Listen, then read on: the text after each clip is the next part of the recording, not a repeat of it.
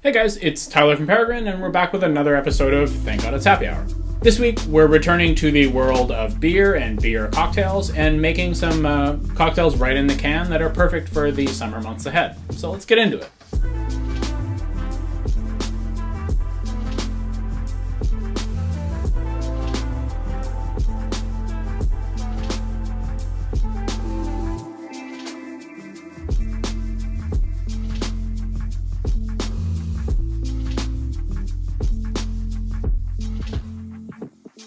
So, as you may well be aware, cracking a cold one with the boys on a hot summer day is one of the purest pleasures in life. And I'm sure that your local liquor store has plenty of beers to satisfy pretty much every taste you might have. There's something special about adding some off-the-wall ingredients to really up the flavors that are already in the beer, or play off some other ones that might be a little bit more interesting than, just a standard lager. We've got three options for you guys. We've got a sweet, a savory, and a most sophisticated option. So, you can really cater these beer can cocktails to the taste of whoever might show up at the barbecue. So first up is a beer cocktail that we're actually going to mix in a glass.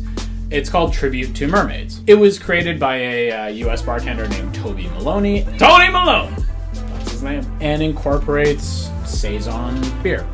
If you haven't had a Saison before, it's a quite large style of what are called farmhouse style beers. So the ingredients and the style definitely vary from manufacturer to manufacturer and even batch to batch. But overall, Saisons tend to have a sort of fruity profile, a little bit of yeastiness, and are definitely very fresh and drinkable. Saisons are often highly carbonated as well, which plays great with cocktails, and also have sometimes a little bit of spiciness that can really be an interesting counterpoint. For our Saison, we have gone with the Hazy Saison from Fieldhouse. This is going to be slightly hoppier than some of the other Saisons that you might come across, but I think with the other ingredients that we have going on, it's going to be a perfect match. So since we're building this one in the glass, it's going to start like a lot of the cocktails that we make on this show by juicing some citrus. We're going to grab a lemon, and we're going to need about 3/4 of an ounce. So once we've juiced up our lemon, we can add it to our glass, and then throw in the rest of our ingredients. In addition to our lemon, we're going to add 3/4 of an ounce of a honey syrup. For this one, we're using the Honeybee Center's blueberry honey, which is a fantastic honey, and we diluted it in a ratio of 2 parts honey to 1 part water, so it's going to give a lot of the vibrant flavors that honey really has to offer. Pop that in there, and then we can do our rum. We're going to do a full 1.5 ounces of our 4-year Flor de Caña. This is a nice option for white rum where you're just looking for smoothness, as it's been aged for 4 years. And is definitely a really nice, smooth, subtle option that adds a little bit of that sort of island character that you want from a nice rum without necessarily getting in the way of the other flavors. And now we can go ahead and add our beer. If you were going to mix this guy in the can, the method would be to remove about that much liquid just by drinking it, and then add it to the can, but we'll get to that later. I think that this cocktail is going to benefit from having a little bit more room to give you aromatics into your nose, which can sort of be kind of difficult to do through the narrow opening of a can. It sort of blocks it and makes it more difficult to perceive.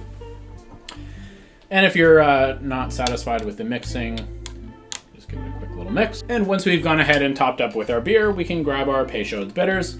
I find that it works better to add this on top versus mixing it in because it presents those aromatics in a nice way. We're going to add 1 to 2 dashes over the top. And there we go.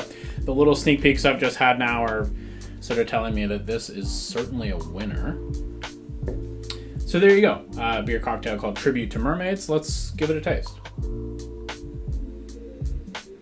Okay, so first impression right off the bat is the aroma is very citrusy, like tangerines and mandarins, like this very developed, sweet, very appealing citrusy sort of aroma. It smells great.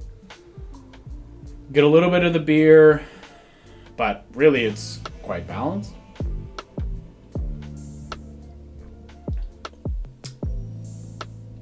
Ooh.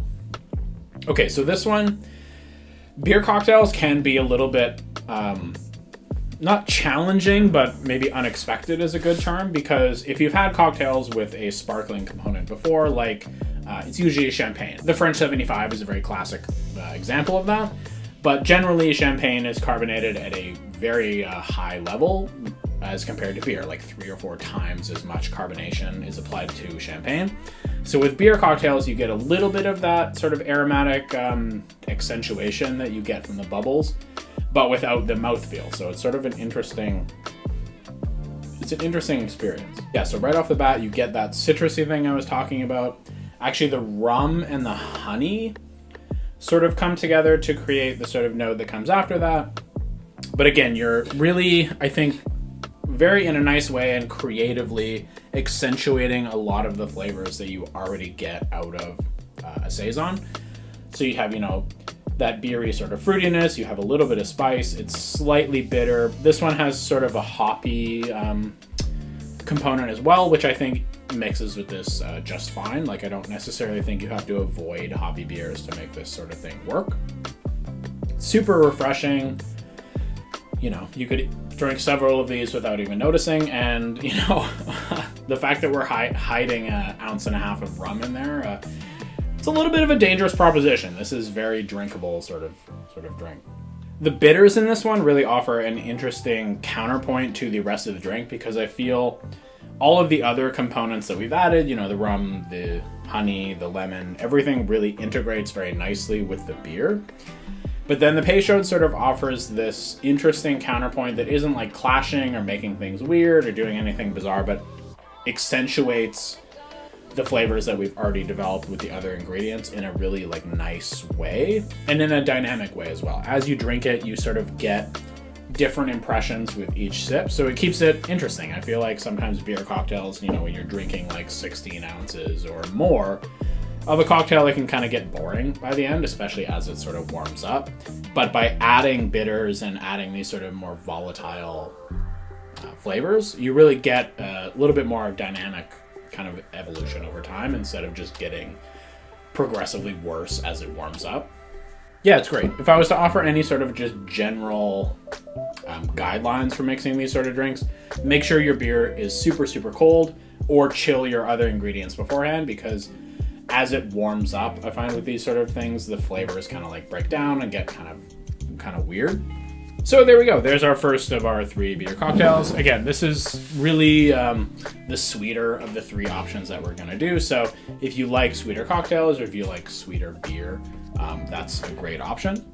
Next up, we're going to put together a Michelada. This is a classic sort of Mexican preparation using a cerveza or other sort of light lager beer, and a couple of ingredients that really emphasizes the savory sort of qualities that you might be looking for. For this one, you definitely want to look for a light beer. A cerveza like Pacifico or Modelo would be great, but this time we've got a house lager, and we're going to save ourselves a dish by mixing this one directly in the can. So the first step before you open it is actually to grab a slice of lime.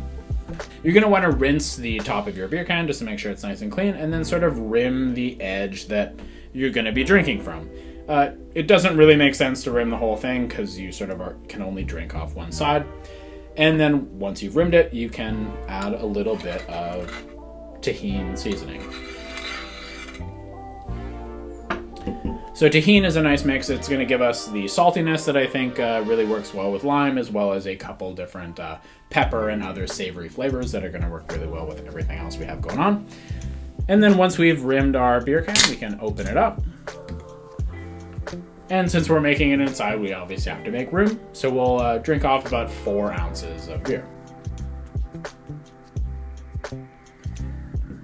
This is a moment that I like to reflect on the fact that salty sort of tahini mixes work really well with beer. Maybe add a little more. And now we're ready to sort of add the other ingredients. If I was making this sort of for a group of people, I would pre-mix all of the mix-ins ahead of time, and then you can just sort of add as much as you want to the beer. But since we're just doing one can, I'm not going to bother with pre-mixing it. I'm just going to add it directly to the can. So like any good Canadians, we are going to use Clamato juice. If you don't like the sort of extra umami that you get from the clam nectar in this, you can just use regular tomato juice, but I really like the extra flavor that you get. And it's also sort of a bit of a tradition. We're going to add a full 1.5 ounces of our Clamato juice. And just sort of thread the needle right into the can. And then we're going to juice our lime. For this one, we're going with a full ounce of lime juice. And once we've got our lime juice, we can just add it similar to the Clamato. Some beers do like to foam in the presence of acid, so definitely be ready to give it an ancillary sip. I'm enjoying this so far. Like, this is working in the can. It's just taking a while. So now that we've got our Clamato and lime in our drink, the rest is really just dashes of flavors. So we're going to start with soy sauce. Here we really just want a splash. If you have a bar spoon, about a bar spoon is probably enough. And then up next we've got our Worcestershire sauce. For this one, just a dash or two is good. And finally our hot sauce. This one sort of gives you a bit of agency in the ingredients you choose. You could either go with a sort of light, sort of spicy fermented one, like this one that I made myself. However, I also think that ones that have a little bit more of a developed flavor, like this one, this is a Ghost Reaper hot sauce that also has a little bit of roasted pepper flavors in it, which I think is going to really nicely complement all the other flavors and aromas that we have going on. And we can just mix up those guys and add them to the can as well. And there you go, a Michelada. Let's give this guy a taste.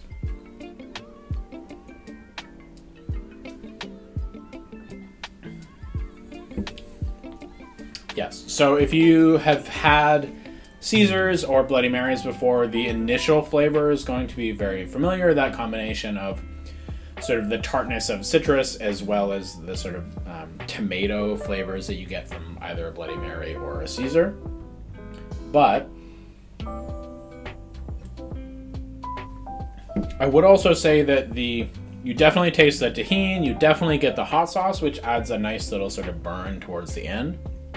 Super flavorful, really nice and refreshing. I feel like this one would go really well with food as well.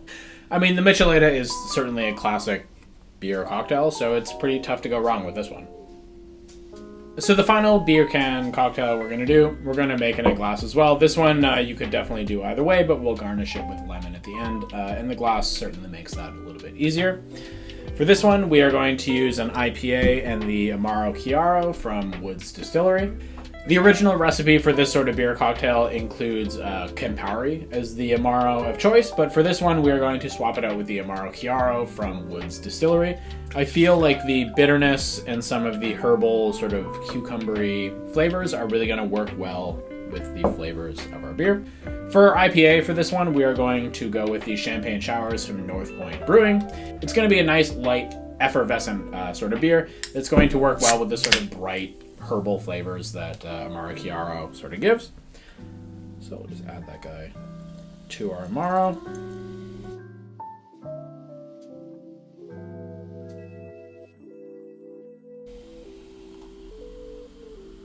And some of these extra ingredients definitely cause beer to maybe sometimes act a little extra foamy. So while that sort of settles down, I'm going to grab our lemon and just pull off a little bit of peel for a garnish. And then we can slowly add more beer as we're able to. I think at this point we can probably add our lemon. Squeeze it over the surface. And I'll actually drop this guy just right down the side. So there we go. There's our Amaro IPA cocktail. Let's give this guy a taste.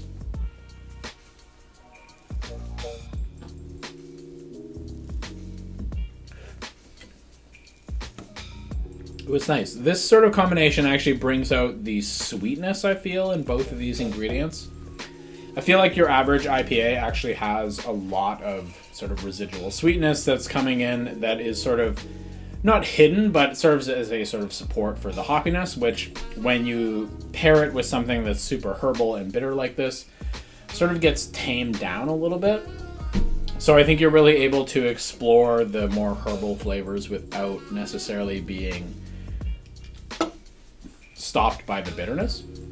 So it's interesting. I feel like for the amount of ingredients that we added, you know, 1.5 ounces of a Amaro and a little bit of a citrus garnish, the change in flavor that we get is really interesting and sort of exciting, but also the accentuation, I think, of some of the flavors that we are looking to really get out of the beer. So right off the bat, you get that like sort of fresh herbal, citrusy sort of flavors that you're looking for, and then it sort of swaps over to the Amaro, which gives, again, that sort of bitterness, freshness, almost like a cucumbery sort of flavor and aroma, and then sort of hands it back to the beer to finish up.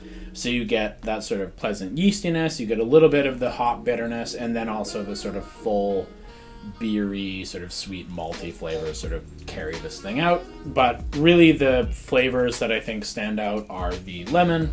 You get the sort of bitter herbal notes from the Amaro, and then just the hops of the beer are really nicely accentuated by these other flavors without losing their footing sort of in the beer. So there you go. I think the wide world of cocktails made with beer really adds another layer of complexity and area to experiment over things like champagne or other sort of sparkling wines. I think that beer comes with a lot of flavors that you can only really get in beer. I think, like, you know, you have yeastiness, you have the phenolic and fruity flavors that you get from fermentation, you have hops, you have like all of these very unique flavors that I think are really fun to experiment with and accentuate with other ingredients, even if it is just, you know, super simple like the Amaro Chiaro beer cocktail that we made, all the way up to like a Michelada, which has a lot of flavors and sort of takes it away from a beer place, but is still very much like a very enjoyable experience. If you like this sort of thing, you know, these beer cocktails and exploring the sort of world of flavor combinations, be sure to give us a like, comment, and subscribe, and otherwise we'll see you in the next one. Cheers.